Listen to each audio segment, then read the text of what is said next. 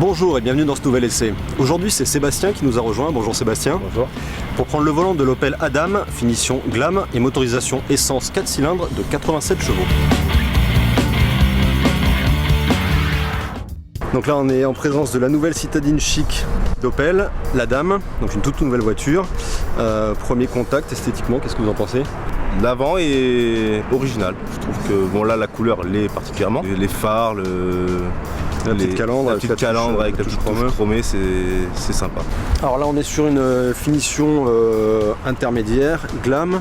Il y a quelques options sur ce modèle, donc il y en a notamment les jantes de 17 pouces.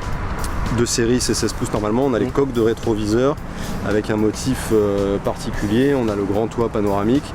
L'ensemble est harmonieux, c'est vrai que la personnalisation c'est vraiment le point fort de la voiture, ouais, voilà, puisque Opel annonce une possibilité de combinaison infinie. Ouais. Ici l'arrière, votre avis? Bon, je trouve ça un petit peu trop arrondi. Alors voyons ce qu'on a dans le coffre. Alors là, petite particularité de la voiture, pour ouvrir le coffre on appuie ici en bas du Blitz. Volume de coffre, qu'est-ce que vous en pensez?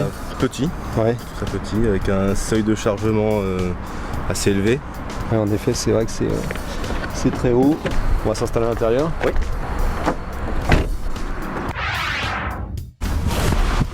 Alors, première chose, le confort d'assise, qu'est-ce que ça donne? Les sièges sont confortables, on est bien maintenu dans le siège. Alors, la particularité de cette voiture, donc on l'a dit, c'est les options de personnalisation qui sont très nombreuses. Ici on a un motif particulier déjà sur la planche de bord avec des plastiques aussi qui ont un motif spécifique. Quelles sont vos impressions vous sur cette déco et sur la qualité des matériaux? C'est original, c'est un peu dans l'air du temps. Alors pour tester l'habitabilité à l'arrière, c'est Caroline, l'épouse de Sébastien, qui se prête au jeu.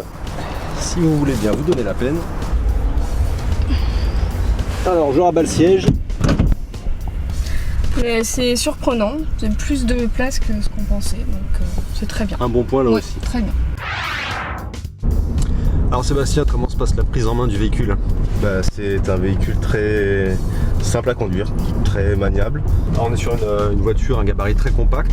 Qu'est-ce que vous en avez pensé dans le trafic? Pour la ville, c'est une voiture idéale, un gabarit idéal.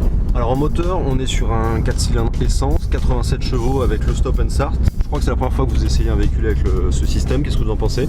On le ressent à peine en fait, c'est vrai qu'à l'arrêt pendant quelques secondes il s'active. C'est agréable, c'est vrai qu'au niveau, je pense que l'économie d'essence ça doit être très efficace.